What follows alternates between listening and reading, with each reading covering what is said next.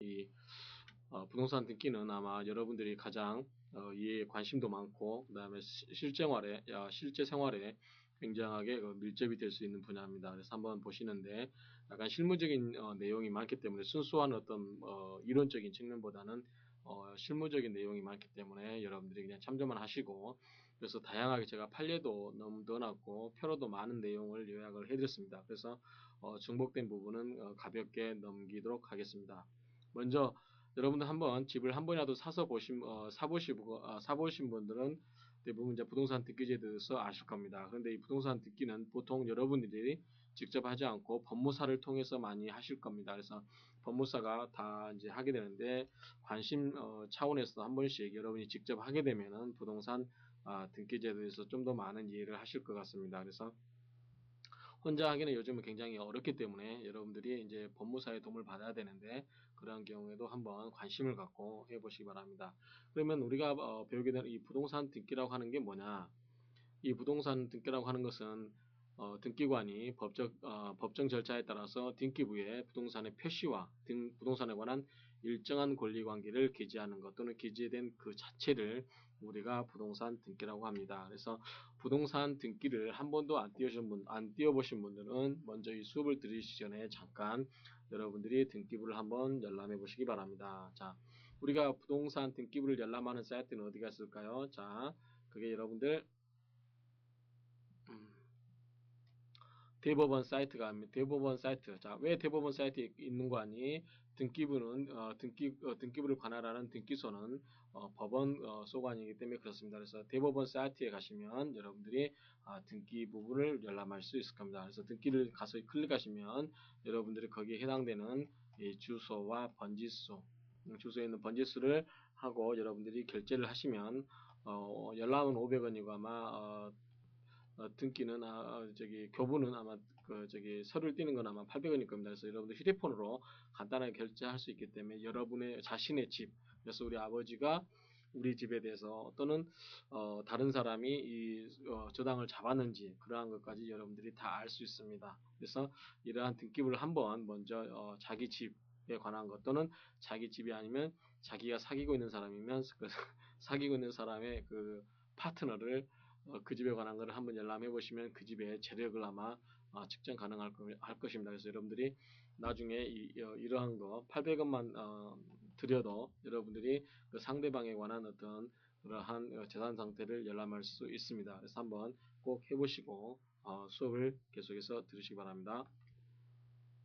자, 그러면 이러한 등기라고 하는 것은 어떤 등기관이 이렇게 등기소에서 이렇게 등기관이 기재하는 것, 또는 그 기재된 그 자체를 등기라고 하는데, 이 등기 종류는 여러 가지로 나눌 수 있습니다. 물론 우리 법을 공부하실 때 분류를 할 때 여러 가지 분류 기준에 따라서 다양하게 나눌 수 있는 것처럼, 역시 이 등기라고 하는 것도 분류 기준을 뭘로 보냐에 따라서 나눌 수 있는데, 첫 번째 이 내용에 따라서 보게 되면 기입 등기가 있고 경정 등기가 있습니다. 말 그대로 기입은 적어서 적어 넣는 거죠. 그래서 새롭게 어떤 적어서 넣는 거, 이러한 것을 기입 등기라고 하고, 경정은 말 그대로 고치는 거죠. 그래서 이 경정이라는 것은 원래의 등기 관계와 등기부가 일치하지 않습니다. 실제 관계가. 그래서 그러한 것을 나중에 고치는 거, 이것을 이제 경정 등기라고 하는데, 좀 더 부연 설명을 드리면 어떤 등기를 했지만 그 절차상의 착오 또는 유류 빠진 거죠. 빠진 게 있어서 원시적으로 등기와 실체 관계에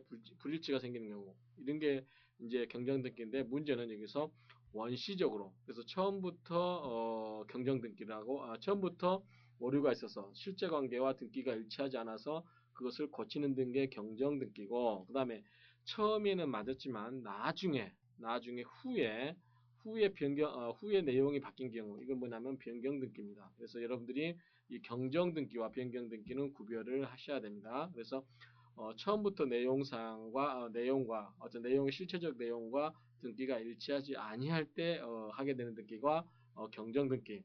사후에, 처음에는 맞았지만 사후에 물건 내용에 변동이 있어서 그거를 변경하는 등기, 변동시키는 등기가 이 변경 등기라는 거 알아두시기 바랍니다.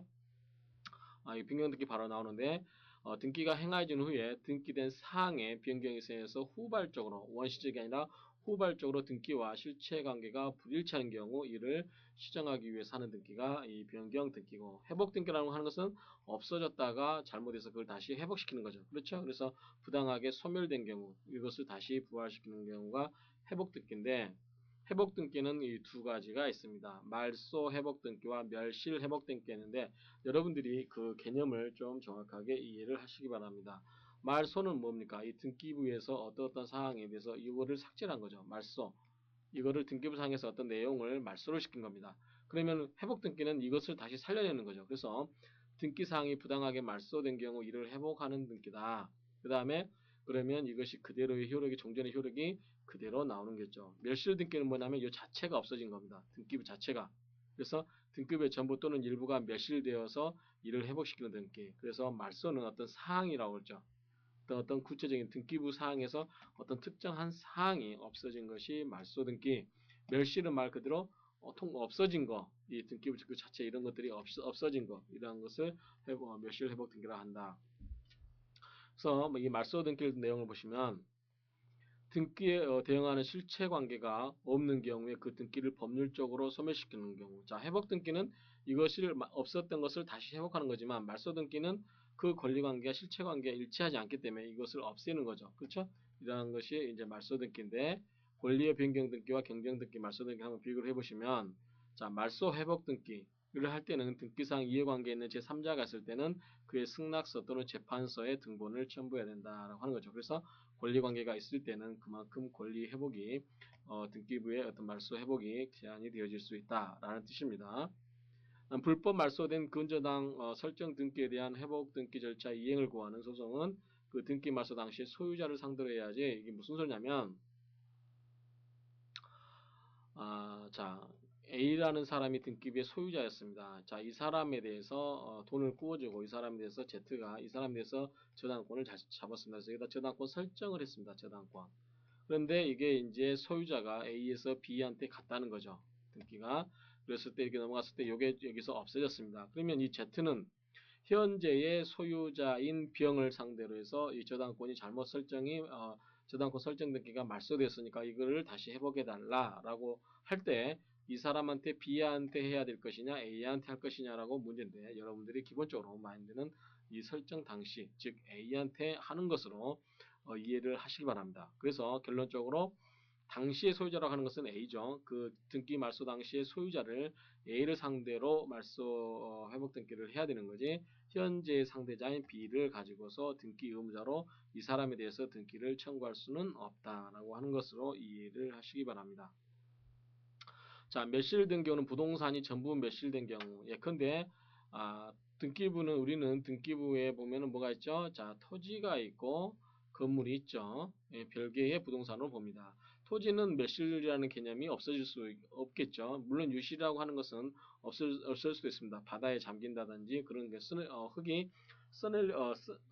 쓸어내려 가는 경우, 강이 범람해서 그런 경우는 있지만 기본적으로 땅은 없어지지 않습니다. 근데 건물은 없어질 수 있죠. 불이 났거나 뭐 여러 가지 기타 사정의 경우에 건물이 없어진 경우는 이 건물에 관한 등기를 말소를 해야 되겠죠. 그것이 바로 이 부동산이 전부 멸실된 경우고, 그다음 부동산이 일부 멸실 또는 건물의 증개축 시에는 이런 경우는 멸실이 아니라 뭡니까? 이거는 내용상이 후발적으로 변경된 거죠. 그러한 경우는 변경 등기를 한다라는 겁니다.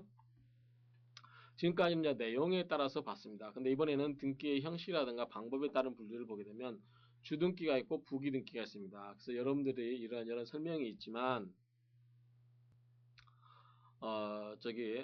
이 그림, 제가 그림 드리는 것을 한번 참조하시기 바랍니다. 자, 여러분들 등기부를 보게 되면 1, 뭐 소유권 보존 등기 하고 이렇게 이렇게 있습니다. 그 다음에 2번 소유권 이전, 이런 식으로, 그 다음에 3, 저당권 설정, 병, 이런 식으로 뭐 여러 가지 있을 수 있습니다. 그래서 이렇게 독자적인 번호를 가지고 이렇게 움직이는 거, 이것을 주등기라고 합니다. 별도의 독립된 권리죠. 소유권 보존이라든가 이전이라든가 제한 물권 설정, 뭐 저당권이라든가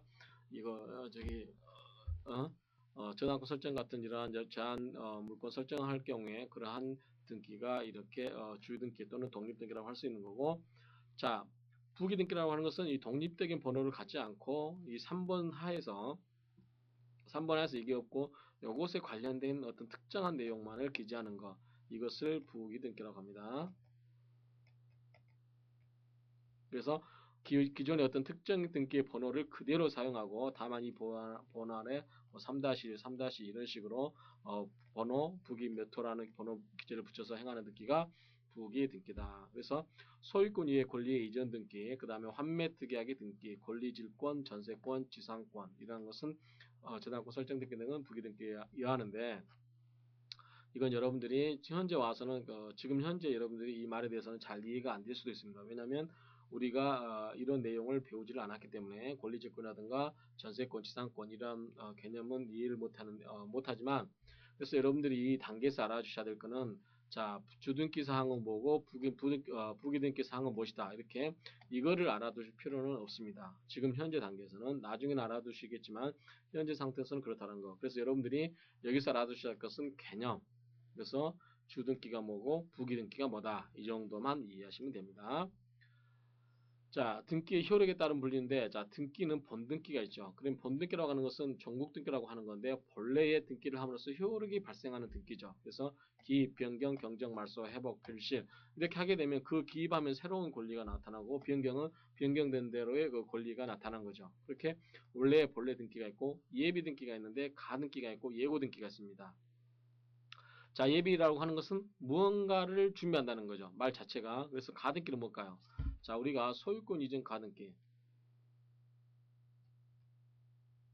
가등기라고 하는 것은 가짜로 등기를 한다는 거죠. 가짜로. 그러면 진짜 등기는 뭐냐 이거죠. 나중에 내가 어떤 사람에 대해서 돈을 꿔줍니다. 자, 갑이라는 사람이 집을 삽니다. 아파트를 사는데 이 사람한테 돈을 1억을 꿔줍니다. 1억을 빌려주고 나서 이 사람에 대해서 돈을 갚을 수 있는 차용증이 없죠.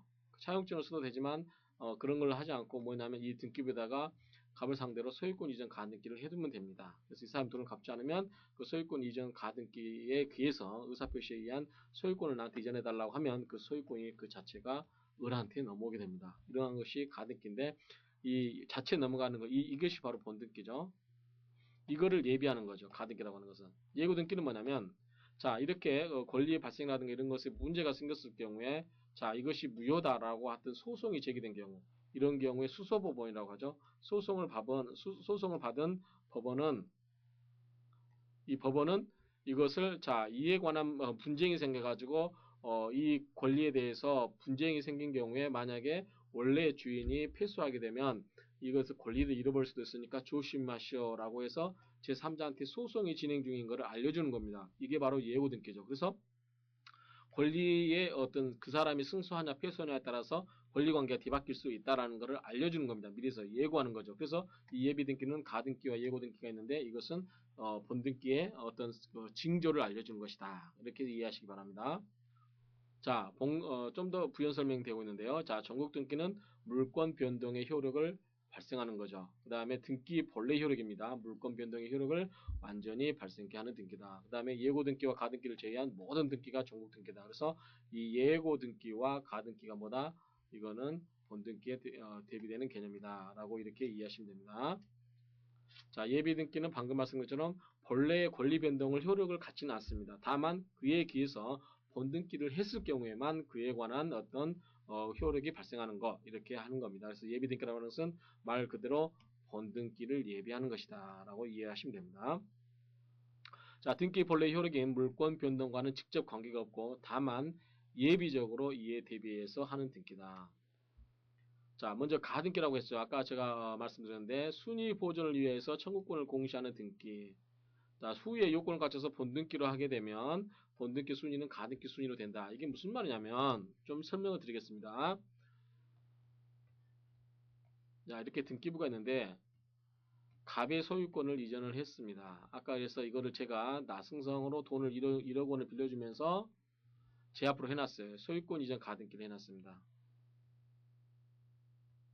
그렇지만 저는 물권 변동의 효력이 생깁니까? 안 생깁니까? 생깁니까? 안 생깁니까? 안 생기죠. 저는 이 물건에 대한 소유권자가 아닙니다. 그래서 갑이 이 집을 을한테 팔았습니다. 자, 을은 팔면서 무엇을 봤을까요? 자, 나승성이라는 사람이 이 집에 대해서 소유권 이전 가등기를 하고 있구나라고 보시면, 자, 이거를 보는 순간 여러분은 뭘 걱정이 되냐면, 나중에 이 사람이 현재 소유자가 아니기 때문에 나한테 소유권은 넘어옵니다. 등기를 하게 되면 넘어옵니다. 다만 내가 만약에 나승성이라는 사람이, 이 사람이 만약에 어떤 각과의 관계에 의해서 소유권 이전 가등기에 기한 본등기를 해버리게 되면, 자, 이 가등기의 효력은 뭐냐면 순위가 보존이 된답니다. 그래서 이 사람은, 이 을은 저보다 더 늦게 후에 등기를 한 거죠. 그래서 누가 먼저다? 제가 먼저 돼버립니다. 그래서 본등기를 하게 되면 이 소유권, 을에 대한 소유권이 누구 소유로 온다? 나승성 앞으로 온다. 그래서 을은 뭘 한다? 소유권을 뺏겨버릴 수도 있다. 그럼 소유권을 잃어버리고 갑한테 돈만 뺏기는 결과가 된다. 그래서 여러분들 소유권 이전 가등기가 되어 있는 건물을 또는 부동산을 사실 때는, 이 사람이 나중에 가등기에 기한 본등기를 하게 되면 내가 권리를 잃어버릴 수 있겠구나라고 이해를 하셔야 됩니다. 만약에 이걸 이해를 못하시고 돈 줄 거 다 주고 사셨으면 안 되는 거죠. 만약에 여러분들이 이거를 해결하는 방법은 뭐냐면, 자, 가방하고 이 소유권 이전 가등기한 나승성하고 만나가지고, 자, 내가 갑에게 돈을 주지 않고 갑에게 내가 나승성에게 줘야 될 돈, 갑이 나승성에게 부담하고 있는 그러한 돈을 내가 직접 나승성에게 주고, 갑에게는 잔액만을 주고 이 소유권 관계는 모두 해소되는 것으로 한다. 소유권 이전 가등기는 전부 없애는 것으로 한다. 이렇게 특약을 맺어야만 나중에 나승성에 대해서 대항할 수가 있겠죠. 그런 겁니다. 그래서 이 순위가 가등기 순위로 된다. 그래서 이 가등기 순위라는 것은 이 시점으로 간다는 거죠. 물권 변동의 효력은 언제 생긴다? 본등기 할 때 이때 생긴다. 그래서 효력은 이때, 순위는 저번으로 간다. 그래서 후에 등기를 한 자에게 대해서 대항할 수 있는 겁니다. 자, 예고 등기라고 하는 것은 아까 말씀드렸다시피 어떤 등기의 말소라든가 회복의 소가 제기된 경우에 제3자에게 경고하기 위해서 수소법원으로 접탁이 됐다. 자, 이거 이렇게 생각하시면 됩니다, 여러분들이. 자, 아파트를 사러 갔는데, 자, 갑에게 넘어갔고 을에게 갔습니다. 이렇게 갔는데 현재는 을한테 있는 거죠. 근데 이제 여기 보니까 예고 등기가 있습니다. 뭐라고 등기가 있냐면, 갑이 을하고의 분쟁이 생겨서 소유권 이전 반환을 청구하는 겁니다. 그래서 갑이 을에게 받은 대금이 예컨대 어음으로 받았는데, 어음을 믿고서 집을 넘겨줬는데 어음이 부도가 났다든지 그런 경우는 넘길 수가 없는 거죠. 그러한 경우에 갑은 을을 상대로, 자, 그 집이 매매가 안 된 것이다 해가지고 이렇게 넘겨달라고 할 수가 있겠죠. 그러한 경우에 이러한 소송이 생기면 법원이 여기다 예고 등기를 해두면, 자, 을이 소유주라고 믿고 병이 을이 소유주라고 믿고 이 집을 살려다가 어떻게 생각하십니까? 여기서 을이 지게 되면, 갑이 이기고 을이 지게 되면 집이 누구 게 된다? 갚게 된다. 그러면 나는 을한테 준 돈만 날릴 수도 있다라고 이해하는 거죠. 그래서 이거는 뭐냐면 제3자에게 경고의 목적이다라는 거. 그래서 하는데, 무효라든가 취소의 선의 제3자에게 대항하지 못하는 게 예고등기 하지 않는다. 자, 이게 무슨 말이냐면 어찌됐든 제3자에게 대항을 못해요. 갑이. 대항을 못하면 결국은 뭐냐면 소유권이 다시 갑에게 갔다 할지라도 갑은 비용에 대해서 대항을 못하기 때문에 예고등기 하는 의미가 없죠. 그래서 이러한 경우는, 대항하지 못한 경우는 예고등기를 하지 않는다라고 하는 겁니다. 자, 가등기는 청구권을 보존하려고 할 때 청구권이 시기부, 조건부, 기타 장내에 확정될 것일 때 하는 등기다. 자, 신청은 뭐냐면 거기에 그러면 의무자, 승낙서를 첨부해야 되는데, 이런 경우 가등기 의무자. 예컨대 아까 갑이라는 사람에 대해서 제가 1억을 빌려주고 소유권 이전 가등기를 할 때 이 갑이 등기를 할 때, 소유권 이전 가등기 할 때 가등기 의무자는 갑이죠. 이 사람에 뭐가 있어야 될까요? 승낙서가 있어야 되겠죠. 이 갑의 승낙서를 첨부해가지고 이렇게 신청이 가능하다. 절차는 뭐 여러분들이 이해하시면 됩니다. 그래서 한번 쭉 읽어보시면 되는데, 소유권에 기한 가등기 후에 제3자를 위한 중간처분의 등기가 있는 경우, 이런 경우는 가등기 명의인이 가등기에게 본등기를 할 때는 가등기 당시 등기 명의, 아까 설명드렸습니다. 원래의 등기 명의인을 상대로 청구를 한다라고 하는 겁니다. 그 다음에 제한물권 설정의 가등기 후에 가등기 의무자가 소유권을 제3자에게 이전한 경우 가등기 의무자에 대해서 원 소유자라는 견해와 현 소유자라는 견해가 대립하고 있다. 근데 일반적으로 소유권 이전에 관한 것은 아까 갑에서 을로 넘어갔다 할지라도 누구한테 대해서 갑에 대해서만 할 수 있다. 자, 가등기 효력은 방금 설명을 드렸습니다. 본 등기 전에는 아무 효력이 없고 단지 뭐만 했다? 청구권을 보존할 수 있다. 내가 나중에 가등기에 의해서 본등기를 할 수 있는 그러한 청구권의 보존의 효력만 있고, 만약에 본등기를 해버리게 되면 물권 변동의 효력은 언제 생긴다? 뒤에 생기고. 자, 물권 변동은 등기 시점에 생기지만 순위 보존은 어떻게 한다? 옛날 가등기 할 때. 그래서 순위가 앞질리기 때문에 후에 등기한 사람에 대해서 권리를 주장할 수 있는 것이다 라고 하는 겁니다. 여기 나왔습니다. 그래서 본등기 효력은 본등기 순위 보존의 효력이 있고, 자, 순위는 가등기, 물권 변동은 본등기가 행하여질 때 소급된다는 점을 잘 기억하시기 바랍니다. 담보 가등기 효력, 가등기 상태로는 경매라든가 우선 변제 등을 받을 수 있는 권리가 인정이 됩니다. 가등기는 다수설은 긍정하고 판례도 긍정으로 바뀌고 있습니다. 그래서 가등기도 인정이 된다라고 이렇게 이해하시면 됩니다. 자, 등기부와 대장, 요거는 여러분들이 부동산을 좀 하시는 분이라든가 부동산 중개업 또는 부동산 공부를 공인중개사를 공부하신 분들은 이해가 되실 텐데, 지금 현재 다 공부하고 있는 내용도 부동산 관련 공부를 하신 분들은 다 기억을 하실 거고, 앞으로 이제 부동산 공부를 하실 분들은 이 내용들을 기억을 하셔야 됩니다. 왜냐하면 부동산 공부하실 때 민법 부분에 이 내용이 나오기 때문에 그렇습니다. 자, 이게 무슨 말이냐면, 자, 우리가 등기부가 있고 대장이라는 게 있습니다. 대장. 여기에 보면 뭐 토지대장, 건축물 대장, 임야 대장 이런 게 있죠. 이거는 막 구청에 가면 있고 이거는 등기소 가면 있습니다. 그러면 자, 저희 집을 하나 예를 들게요. 저희 집이 단독주택이기 때문에 이렇게 집이 하나 있습니다. 그러면 자, 이 집에 관한 등기부를 떼봐도 이 집에 관한 게 나옵니다. 자, 건물이 어디에 있고 소유자가 누구이고 소유권 이전이 어떻게 됐고 몇 월 며칠 날 뭐 이렇게 됐다는 게 다 나옵니다. 이 집은 현재 구조가 뭐 슬라브 주택이면 뭐 그런 식으로 있잖아요. 건축물에 관한 거 있고 뭐 1층은 뭐 몇 평, 2층 몇 평, 3층 몇 평 이런 식으로 쭉 이렇게 평수가 나옵니다. 그래서 이렇게 나오고 토지 대장에도 정확하게 이에 관한 내용들이 나옵니다. 그런데 여러분들이 토지 대장 이런 거, 건축물 대장 이런 건 뭐냐면 이 건물에 관해서 굉장히 상세하게 기재를 하고 있다라는 거. 뭐냐면 이거는 사실관계를 정확하게 반영하고 있다라는 거. 등기부는 뭐냐면 이거는 기본적으로 권리에 관한 거라는 거. 그래서 소유권이 누구에게 있느냐. 자, 소유권이 변동될 때마다 이 토지 대장이라든가 아니 대장에다가 기록을 한다는 보장이 없죠. 그래서 여러분들이 소유권 집을 사게 되면 구청을 달려갑니까? 법원을 갑니까? 등기소를 갑니까? 등기소를 가죠. 그래서 등기소에 가서 소유권 이전 등기를 하게 됩니다. 그래서 권리에 관한 내용은 뭘 봐야 된다? 등기부가 더 우선한다. 그래서 등기부와 대장이 일치하면 좋은데 만약에 일치하지 아니한 경우에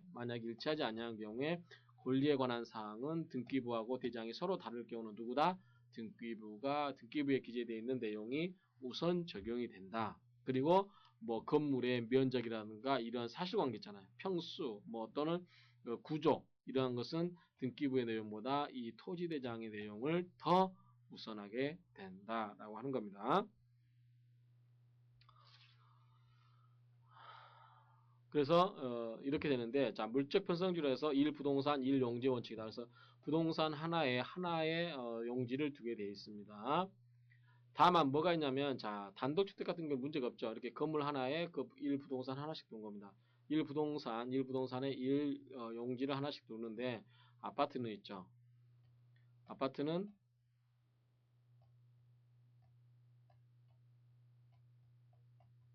이게 예컨대 100가구가 있다.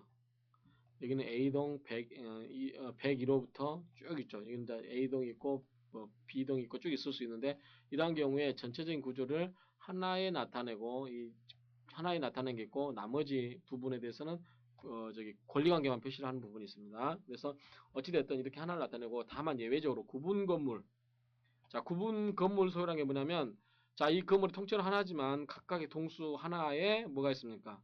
구분 소유자가 있죠. 101호의 소유자가 있고 102호의 소유자가 있고 103호 소유자가 201호 쭉 이렇게 있죠. 그래서 그 구분 이렇게 소유자가 따르게 되어 있는 거 이것을 구분 소유라고 합니다. 그래서 이거는 집합 건물이라고 할 수 있겠죠. 이러한 경우에는 그 건물 구조에서 하나 전체를 둡니다. 그래서 여러분들이 오피스텔을 하나 띄워봐도 오피스텔에 관한 걸 제가 한번 갖고 있는 오피스텔을 띄워보면 이 표시란 이 표시란에 이 건물에 가서 아주 자세히 한 20 몇 장 됩니다. 이게 그쵸? 1층은 어떻고 2층은 어떻고 3층은 어떻고 4층 쭉 있는 모든 내용이 다 기재되어 있습니다. 그 다음에 이제 그 권리란을 보면은 뭐 갑구에 보면 소유자 누구, 을구, 뭐 저당권 설정 이런 식으로 되어 있습니다. 그래서 이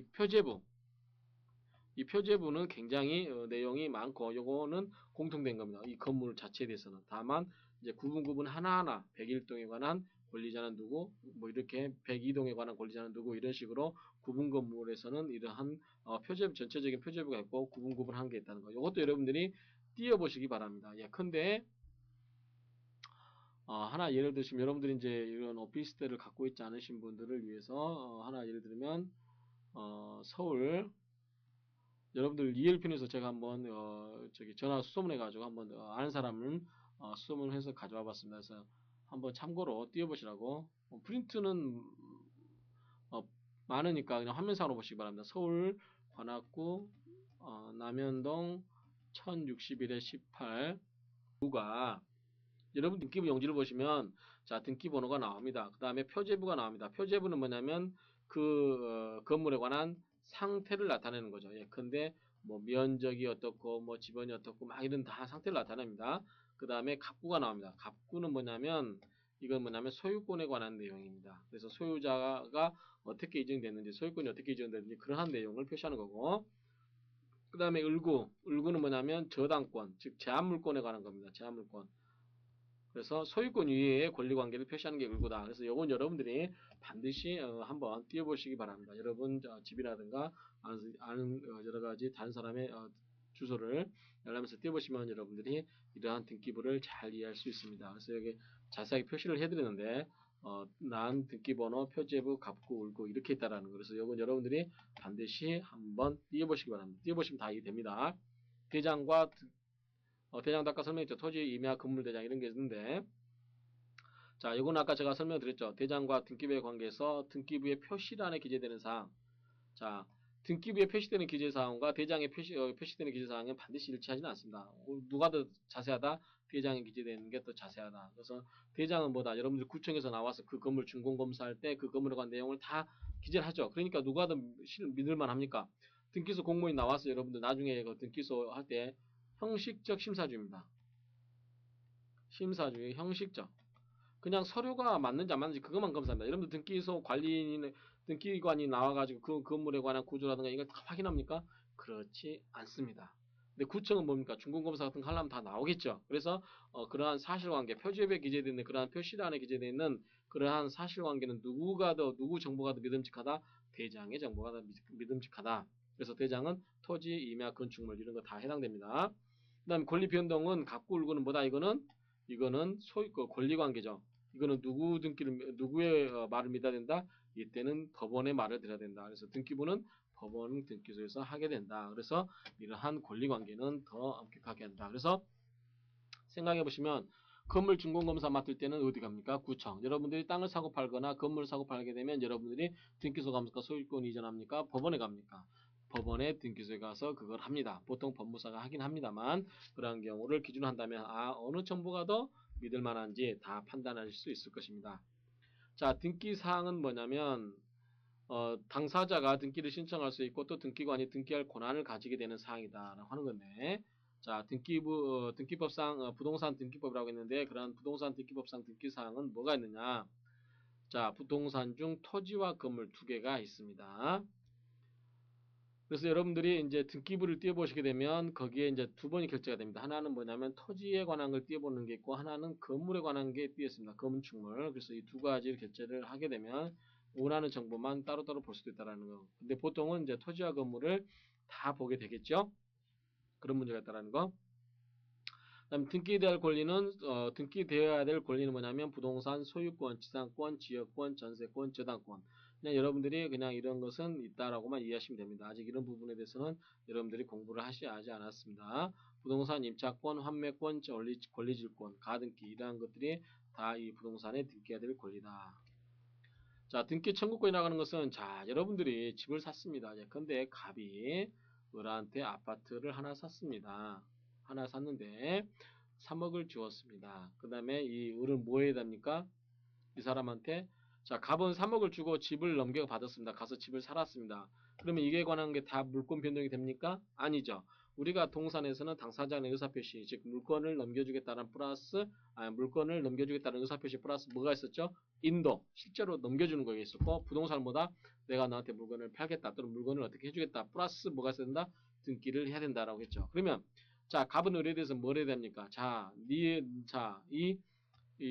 집에 관한 소유권 이전하는 등기를 자, 네가 협조를 해라. 등기 하려면 뭘 넘겨야 됩니까? 등기 필증 같은 걸 넘겨야 됩니다.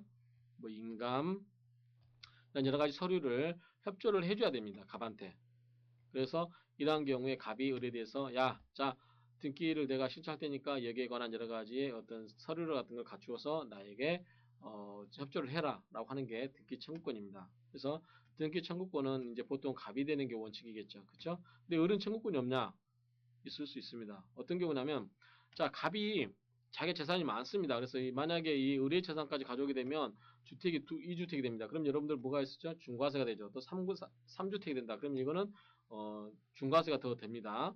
과세가 되는 거죠. 그러한 경우에 이걸 피하기 위해서 아파트를 샀음에도 불구하고 소유권을 넘겨받지를 않고 있어요. 왜냐하면 세금을 내고 나서 그 다음에 넘겨받겠다고 하는 그런 심보를 기다리고 있는 거죠. 그런 경우에 을은 또 자기가 두 채가 있습니다. 그래서 한 채를 넘겼기 때문에 한 채를 넘기면 이 소유권을 이자가 넘겼기 때문에 이자를 적게 내야 되는데 이 사람이 갑이 안 가져가요. 내가 소유권을 넘겨주고 싶어서 협조를 하고 싶어도 이 사람이 가져가지가 않습니다. 그런 경우에 을은 갑의 상대에서 빨리 소유권 이전 가져가라 라고 할 수 있기 때문에 이러한 경우도 등기 의무자죠. 원래는 등기 권리자고 등기 의무자지만 이러한 경우는 반대 현상도 있을 수 있기 때문에 반드시 일치하지는 않는다. 자, 여러분들이 여기서 구별해야 될 개념이 등기 청구권과 등기 신청권이죠. 청구권은 뭐냐면 갑과 을의 관계죠. 자, 집 넘겨라, 소유권 이전 해달라 라고 하는 어떤 사법상의 권리입니다. 등기 신청은 여러분들이 등기소에 가서 내가 등기를 신청하겠다 라고 하는 공법상의 권리다. 왜냐하면 공법이라고 하는 것보다 국가기관이잖아요. 그래서 이 국가기관 하는 등기 신청권은 공법상의 권리다 라고 이해하시면 됩니다. 어렵지 않습니다. 자, 등기 청구권은 다원적이다 라고 했는데 성질이 다원적이라는데 이것은 뭐냐면 이것이 채권적인 성질도 갖고 있고 물권적 청구권적인 성질도 가지고 있다 라고 하는 건데 이게 무슨 말이냐면 자, 물권적 청구권은 뭐냐면 법률의 규정에 따라서 물권 변동을 가져올 수 있는 그러한 것을 말합니다. 그래서 이러한 게 물권 변동은 물권을 가진 자가 행사할 때인 거고 채권적인 요령이 말 그대로 그냥 뭐만 해달라라고만 할 수 있는 겁니다. 그래서 이것은 이제 자세히 보게 되면 법률행위 플러스 취득시효 그 다음에 이거는 물권적 청구는 법률의 규정에 따라서 물권 변동 후 물권을 가진 자가 행사할 때 한번 여러분들이 풀어보시기 바랍니다. 자, 법률 행위에 의한 물권 변동의 경우는 당연히 뭡니까? 예컨대 여러분들이 뭐냐면 상속을 받았어요.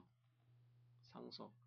부로부터 여러분들한테 상속을 받았습니다. 그런 경우에 우리 187조를 보게 되면 상속 같은 경우는 소유권 이전 등기를 하지 않아도 당연히 자에게, 즉 아들에게 상속으로 인한 물권 변동이 효력이 있습니다. 그렇죠? 이런 경우는 물권 변동이 없어도 효력이 있는 거죠. 그렇죠? 그래서 이런 경우는 당연히 채권적 등기 청구권만 있다라는 거. 점유 취득시도 마찬가지입니다. 자, 우리가 등기 취득시 같은 경우는 20년을 점유하고 등기를 함으로써 효력이 발생한다고 했죠. 이러한 경우에도 20년을 점유하고 등기를 신청할 수 있다라는 거, 등기를 청구할 수 있다라는 거, 그런 것은 채권적 청구권이라는 거. 그러니까 부동산 입자권, 환매 등기 청구권 이런 거죠. 자, 이런 거는 물권 변동 효력을 가져오는 거니까 실체 관계와 등기가 일치하지 아니한 경우, 그 다음에 법정 지상권 등의 설정 등기의 경우, 그 다음에 원인 무효의 무효라든가 취소, 해지된 경우에 말소 등기 청구권이 해당됩니다. 한번 여러분들이 그 샘플 한번 풀어보시기 바랍니다. 매매 등 법률 행위에 의한 등기 청구권은 뭡니까? 이거는 채권적 청구권.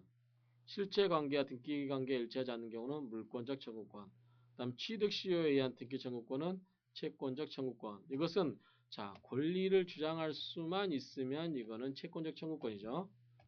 그 다음에 저당권자에게 피담보 채권을 변제하고 현재 소유자가 말소 등기를 청구할 경우 이거는 물권적 청구권. 전 소유자가 말소 등기를 청구할 경우 이것은 채권적 청구권. 그래서 이거는 그렇게 이해하시면 됩니다. 자, 등기 권리자는 등기를 해달라고 요구할 수 있는 사람이죠. 그래서 상대방에 대해서 등기 신청에 협력을 해라 라고 요구할 수 있는 사람이고 의무자는 거기에 대해서 응해야 되는 사람입니다. 그다음 절차법상은 이제 그 등기 권리자는 이익을 얻는 자, 등기 의무자는 손해를 보는 자가 이게 되는데 이 실제법상의 등기 권리자 의무자와 절차법상의 등기 권리자 의무자가 언제나 일치하지 않는다라는 거. 자, 등기 신청은 원칙적으로 뭐 한다? 공동으로 한다. 그래서 권리자가 있고 의무자가 있다고 했습니다. 그런데 단독 신청을 할 수 있는 경우, 공동이 아니라 단독 신청할 수 있는 건 어떤 경우냐? 판결, 상속 이런 경우죠. 자, 상속받으면 여러분들 상속받은 사람들이 그냥 소유권 인정 가등기, 소유권 등기 하면 되는 거죠. 가등기도 마찬가지입니다. 가등기에 대한 본등기를 청구할 때 멸실 회복하는 등기, 미등기 부동산의 보존 등기, 그다음에 건물 변경 등기, 부동산의 표시 변경 등기. 이거는 뭐 행정구역 같은 경우 변경된 경우 그런 경우에 해당되겠습니다. 토지 수용. 토지 수용이 뭐죠? 땅을 그냥 마음대로 가져가는 거죠. 그래서 보상만 해주면 되는 경우. 그 다음에 등기 절차를 보게 되면 등기 신청은 자, 본인도 할 수 있지만 또 누구도 가능하다. 대리인도 가능하고. 그 다음에 자기계약이라든가 쌍방대리가 허용이 된다. 자, 이거는 뭐냐면 어떤 등기라고 하는 것은 사후적으로 뒤치다가를 하는 거죠. 그렇죠? 이게 무슨 말이냐면 예를 들어서 설명을 드리겠습니다. 자, 제가 나승성이가 공인중개사로서 자, 갑과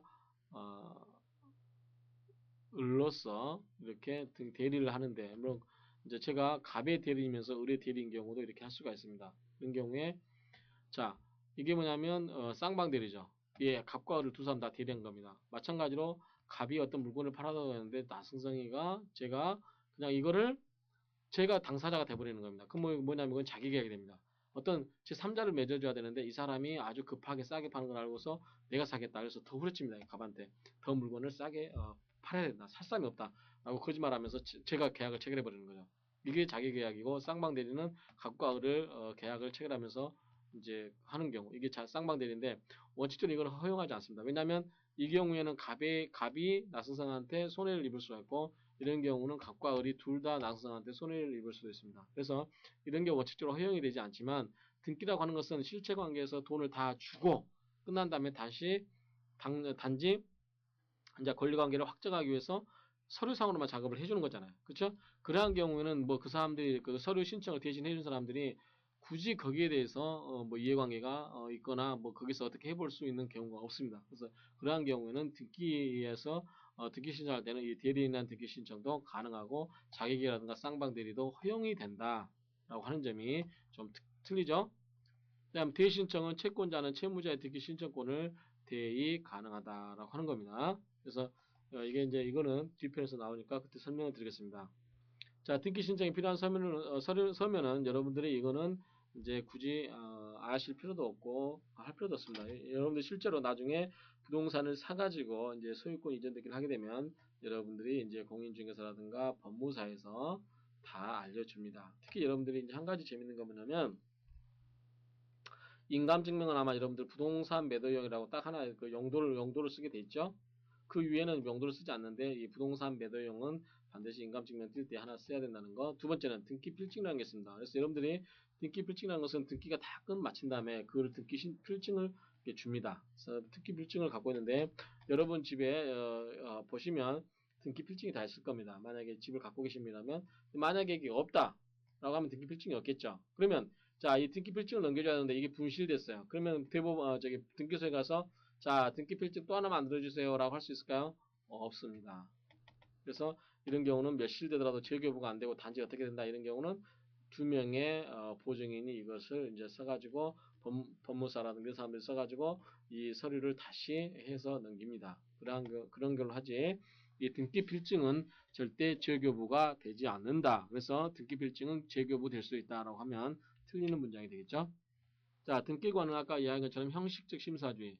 자, 갑에서 을로 소유권을 넘기려고 할 때 이 당사자 간의 매매 계약서 이런 걸 보고 갑에서 을로 넘어가는구나라고 하는 거지. 자, 갑과 을을 부릅니다. 너희들 진짜로 넘겨주는 거 맞아? 실제로 돈 가는 거 맞아? 이렇게 하나씩 확인해 볼 수 있는 거. 이게 뭐냐면 실질심사주의죠. 이게 없다는 거죠. 그냥 서류상에 큰 하자가 있는지 없는지 이러한 내용만 확인하게 됩니다. 그래서 우리나라는 형식적 심사주의를 원칙으로 하고 있다라고 하는 거. 다만 예외적으로 실질적 심사지를 하는데 그게 아까 뭐냐면 구분 건물에 있어서에 관한 등기 신청했을 때 그러한 경우에 건물의 일동을 구분한 건물에 관한 등기 신청했을 때는 이것은 하나하나 여러분들이 등기관이 심사를 할 수 있다. 그래서 예외적으로 이러한 경우 실질적 심사권 인정되는 경우는 구분 건물에 있어서의 등기가 있는 경우에만 예외가 인정되고 원칙적으로는 형식적 심사지. 그래서 그 서류를 가지고 심사하는 것으로 끝난다라고 이렇게 이해를 하시기 바랍니다. 그래서 이번 시간에는 등기의 종류라든가 그다음에 등기의 어떤 절차 관련해서 여러분들이 알아두셔야 될 내용을 가지고 공부를 하셨습니다. 그래서 등기 이 파트는 우리 물권법에서는 크게 비중을 차지하지 않고 저희 역시 학교 다닐 때도 이 부분은 그다지 그렇게 공부 있게 심도 있게 공부했던 분야가 아닙니다. 왜냐하면 이거는 절차에 관한 거라고 할 수도 있죠. 그래서 실제로 부동산을 사고 팔았을 때 어떠한 절차에 의해서 어떻게 하는가라고 하는 부분인데 그래서 부동산 등기법이 별도로 있지만 이제 우리가 부동산을 공부를 하시거나 부동산에 관심 많으신 분은 이러한 내용을 잘 이해를 해두시면 아마 실제 생활에서 유용하게 쓸 수 있을 겁니다. 그래서 이러한 내용을 위주로 살펴봤고 계속해서 이제 다음 내용을 살펴보도록 하겠습니다. 수고하셨습니다.